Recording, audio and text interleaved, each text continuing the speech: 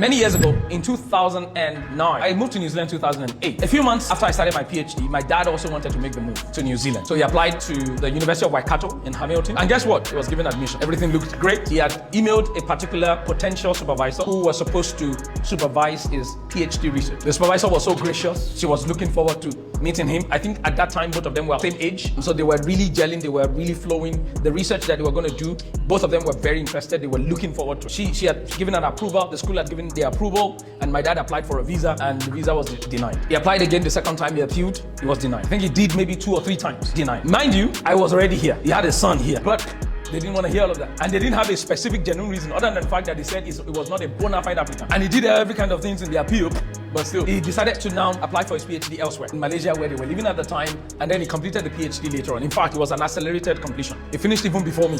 That's it, before him. And to the glory of God, everything went on like I finished my PhD too in New Zealand here, and I've been living here. He was able to visit New Zealand after that time once, but it was a quick visit. So he couldn't really meet people and all of that. So he eventually visited New Zealand this year. And one of his desires was to meet with that professor that was going to supervise him at the time. So he's been telling me before he came that, oh, Sam, if you can arrange a meet me and that professor, I'll be very grateful. So I contacted the professor, told her my dad is coming and all of those other things. Dad also reached out to her by email. The lady was so excited. She was no longer in that school. And, she met with us for coffee, and I was there at the coffee. And she said something that was very powerful, talking about the goodness of God. She said, John, do you know, I don't think she believed in God like that it was good that you didn't come. My dad was like, what do you mean? He said, during that time that you were coming, I was being victimized. There was a lawsuit between her and the school. And all our PhD students were all victimized as a result. None of them passed. All of them failed. Yeah.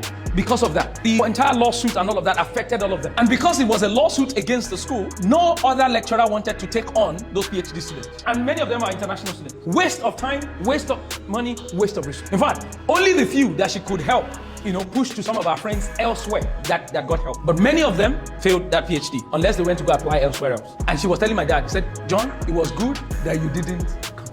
I can tell you for a fact, at that time, we were sad as a family. It was like an opportunity lost. We were angry at New Zealand immigration. Probably even at God, like, God, but why? It would have been perfect because I was here. It took us more than 12 years later, 11 years later, to realize that the goodness of God is even in the rejection. How do you explain that? Listen, no matter what you're going through, even if it's sad, I can tell you for a fact, with time, you will realize that God is good. You may not be able to explain it with your human logic, why whatever is happening is happening. If that thing does not look good at that time, God has a way of working it out for his good and for your good. So the next time something evil or bad, sad happens, always remind yourself that God is good regardless. Somebody say regardless. Yeah.